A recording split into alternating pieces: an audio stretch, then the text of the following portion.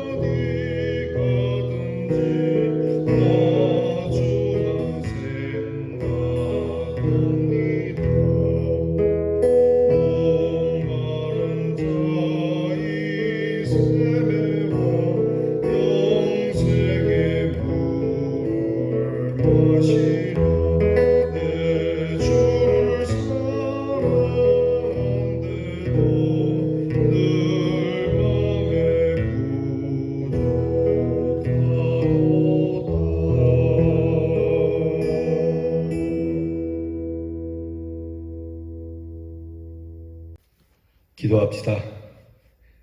귀한 아침 주신 하나님 감사합니다. 싱그러운 아침, 참 좋은 아침을 만났습니다. 늘 우리에게 주시는 은혜의 날인데 오늘은 더욱 주의 은혜, 구원하신 주님을 생각하며 찬송하며 시작합니다. 우리를 구원하신 주님을 하루만 찬송하는 것이 아니라 영원히 찬송하기를 원합니다. 우리를 불러주신 주님, 그리고 우리의 죄를 사해 주신 주님, 여전히 주의 은혜와 이 사유하시는 은혜를 모르는 심령을 향하여 주 앞에 와서 위로를 받으며 용서를 받으며 하나님이 주시는 구원의 기쁨을 얻도록 주여 저희들의 입과 그리고 우리의 행동을 쓰시옵소서. 구하라 주실 것이요, 찾으라 얻을 것이요, 두드리라 열릴 것이라 하신 주님, 구원을 위하여 주님 앞에 나와 엎드려 찾고 두드려 주님 상한 영혼이 치유함을 받는 시간이 되게 하여 주시고, 우리 사랑하는 성도들이 이 시간 엎드려 주 앞에 기도하는 하나님 그 답답한 심령을 주께서 헤아려 살피시고 말씀하신 대로 열어주시고 찾게 해 주시옵소서. 하나님, 주님만이 우리를 사랑하심을 압니다. 주 예수 그리스도의 십자가의 은혜를 오늘도 기억하며 오늘도 감사와 감격의 눈물을 갖는 주여 부드러운 심령, 참 복된 심령, 옥토와 같은 심령이 되게 해 주시옵소서.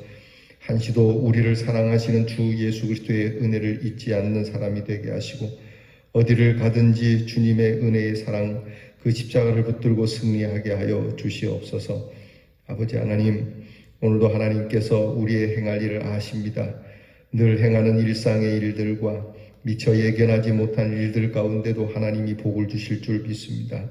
때때로 고난이 있고 아픔이 있고 슬픔이 있을지라도 하나님께서는 능히 이것을 바꾸시는 분이시니 우리에게 선을 베푸실 하나님을 바라보며 고난 중에도 우리의 입술이 불신앙의 소리를 내지 않으며 하나님 앞에 신실한 마음으로 모든 것을 은혜로 받는 심령이 되게 해 주시옵소서. 아버지 하나님, 코로나 질병이 계속됨에 따라 매우 힘들고 어려우며 특별히 우리의 기도의 모임과 찬양의 모임과 나아가 예배의 모임이 흐트러지지 아니하도록 붙잡아 주시고 이럴수록 우리 대연의 성도들은 더욱 마음 모이기를 힘쓰는 마음이 되게 해 주시고 어디에 있든지 하나님 말씀 앞에 엎드리기를 좋아하는 성도들이 되게 해 주옵소서. 하나님 아버지 보살펴 주시기를 원합니다. 이 질병이 떠나가기까지 이 폭풍이 지나가기까지 하나님의 품 안에 우리를 두시고 보호해 주시고 위로해 주시고 이 폭풍이 지난 후 하나님을 더 크게 찬미하는 우리 대연의 성도, 우리 이 땅의 성도들이 되게 해 주시옵소서.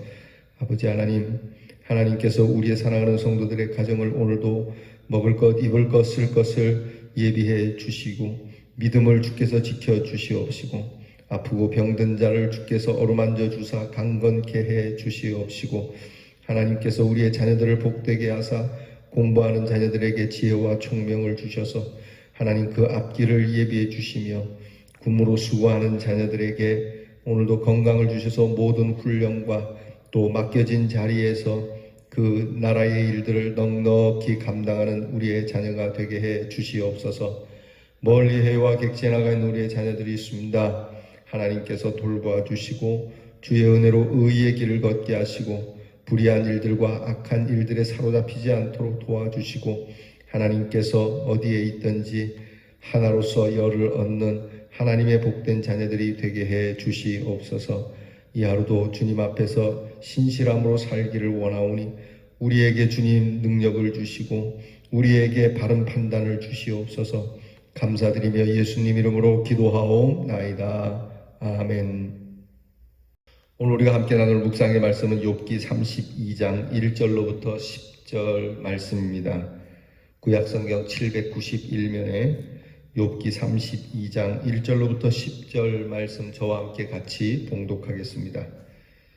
욥이 자신을 의인으로 여김으로 그 세 사람이 말을 그치니 람 종족 부스 사람 바라겔의 아들 엘리후가 화를 내니 그가 욥에게 화를 내면 욥이 하나님보다 자기가 의롭다 하며 또 세 친구에게 화를 내면 그들이 능히 대답하지 못하면서도 욥을 정죄함이라.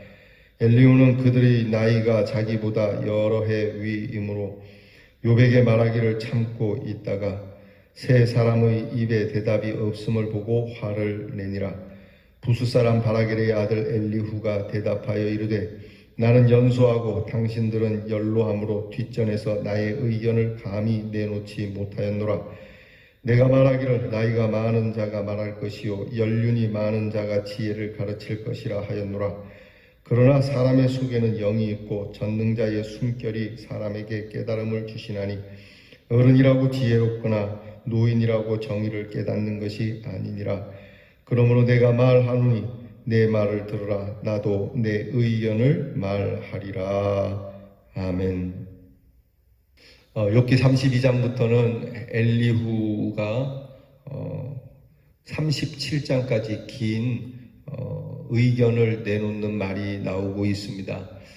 다른 친구들이 몇 번씩 거듭해서 말하는 것과는 달리 오랫동안 참고 있던 이 욥의 친구 엘리후가 이제 등장해서 이야기하는데 길게 이야기를 합니다. 결론을 먼저 얘기하면 엘리후는 욥을 정죄하는 것도 아니고 또 그렇다고 해서 욥의 친구들을 또 두둔하는 것도 아닙니다. 엘리후는 중간자적 입장에서 곧 중재자적 입장에서 욥에 대하여서도 그리고 욥의 친구들에 대하여서도 일침을 가하면서 그들이 정말 하나님 앞에서 바른 깨달음을 갖기를 그렇게 요청하는 말을 길게 하게 됩니다. 엘리후라고 하는 이 친구는 오늘 성경을 보았듯이 욥과 더불어서 모든 친구의 가장 나이가 어린 친구가 됩니다. 그래, 상례에 따라서 나이가 많은 사람들이 먼저 이야기를 하고 나서 기다린 후에 이제 나이가 제일 어리니까 참고 참았다가 자기 차례이라 생각하고 이제 어렵게 입을 열게 됩니다. 정리를 해보면 욥의 세 친구는 욥이 어려움에 빠졌다는 소식을 듣고 위로하려고 왔던 사람들입니다. 그런데 욥이 그 어려운 중에 한탄하는 소리를 듣고 위로가 바뀌어서 욥을 정죄하는 일로 욥을 악한 사람으로 욥이 나쁜 일을 했던 사람일 거라고 하는 이 마음으로 욥을 공격을 하게 됐죠. 그런데 이 부분에 대해서 욥의 친구들에 대해서 속상함으로 토로하면서 욥이 어디까지 갔냐면 욥이 스스로 나는 참 의롭다, 나는 잘못한 것이 없다, 하나님께서 나를 심판하면 나는 당당하게 말할 수 있다라고 이제 말하는 그 지경까지 가게 되자 엘리후가 참지 못하고 이제 얘기를 하게 됩니다. 네, 엘리후의 등장을 통해서 우리가 몇 가지를 좀 배울 필요가 있습니다. 먼저는 오늘 말씀을 보지만 그동안 나는 참고 기다렸다, 인내하며 기다렸다. 그러니까 질서를 좀 배우는 거죠. 하고 싶은 말이 있다고 갑자기 쑥 끼어들어서 그렇게 말하는 건 아니죠. 우리나라 정서에는 어른이 얘기할 때 이 아래 사람은 끼어들지 않는 것이 우리나라의 전통이죠. 나쁜 게 아닙니다. 이게 일단 질서죠. 일단 어른이 무슨 말씀을 하든지 먼저 말씀을 하고, 그리고 나서 어른의 말이 혹시 불충분하다면 채우거나 또는 어른의 말이 조금 잘못되었다면 이 부분을 좀 바꿔줄 수 있는 것이 돼야지 그냥 말하고 싶다고 해서 갑자기 불쑥불쑥 끼어들어서 말하는 건 곤란하죠. 그러니까 좀 기다릴 줄 아는 건 필요합니다. 그래서 오늘 말씀을 보게 되면 내가 오랫동안 기다린 것을 엘리후가 말하고 있지 않습니까? 그러니까 좋은 의견이 있다고 해서 이렇게 중간에 갑자기 또는 먼저 불쑥 이야기하기보다는 조금 기다렸다가 이야기하는 이 모습이 필요합니다. 우리는 말하는 것이 참 빨라서 말이죠. 우리 성질이 급하다고 하지 않습니까? 저에게도 좀 그런 면이 있습니다. 목사님 성격이 좀 많이 급하신 것 같아요. 그렇죠. 많이 안다고 생각하는 사실 교만 때문에 그렇죠. 많이 더 낮아져야 되는 거죠. 할 수 있으면 말을 안 하려고 애쓰는데 그렇게 한번 습관이 드니 쉽지 않더라고요. 할 수만 있으면 좀 기다렸다가 말을 해야 되겠다. 그러나 또 하나는 엘리후가 화를 내면서 얘기를 했다는 것은 좀 문제가 있어요. 아무리 좋은 말이라도 화를 내면서 얘기할 것은 아닌데 워낙 이제 기다린 만큼 화가 쌓이는 법이겠죠. 여러분, 우리가 인내하며 기다리는 가운데 분노를 쌓으면 안 되는데 말을 듣고 들으면서 좀 기다림으로써 내 얘기를 정리하는 게 아니라 더불어서 화가 쌓여가는 이런 차원이라면 차라리 처음부터 말하는 것이 낫지 않을까. 참 이 감정적인 문제를 떠날 수는 없지만 우리의 좋은 얘기가 분노를 담아서 이야기하는 것은 참 바람직하지 않은데요. 항상 이 화를 내는 것, 조그만 일에도 격정적으로 이야기하는 것, 스스로를 돌아보시기 바랍니다. 더불어서 사람들을 격동하게 만드는 그런 일은 사실 하면 안 돼요. 원인 제공도 문제는 있죠. 원인 제공이나 또는 그것 때문에 화를 내면서 이야기하는 것, 우리가 좀 심사숙고해 볼 필요가 있습니다. 이제 엘리후가 오늘부터 시작되는 이 말씀을 통해서 이제 중재하는 역할을 합니다. 오늘 성경에 나와 있지만 지금 엘리후가 화를 내면서 이야기하는 이유는 두 가지예요. 하나는 욥이 하나님보다 의롭게 여기는 것 때문에 그래요. 그러니까 하나님 앞에서 의인으로 여기는. 이 세 친구가 계속 얘기를 했는데 욥은 변함없이 나는 의인이다. 너희들은 나를 악인이라고 얘기하지만 나는 의인이다. 한치도 물러서는 게 없었지 않습니까? 그래, 너희들이 얘기하니까 내가 좀 반성을 해볼게.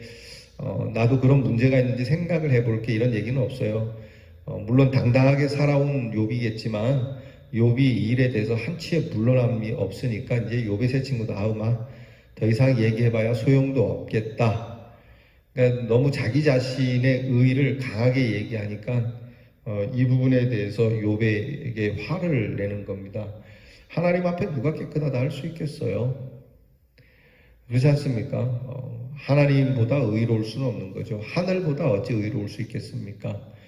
그러니까 이 부분에 대해서 욥이 그렇게 이야기를 하니까 이 부분이 화가 났던 거고, 또 하나는 말은 많고 뭐 여러 가지로 설명도 하고 변론은 많은데 정작 욥에게 도움이 될 만한 말을 해주지 못하는 욥의 친구들에 대해서도 화가 난 거예요.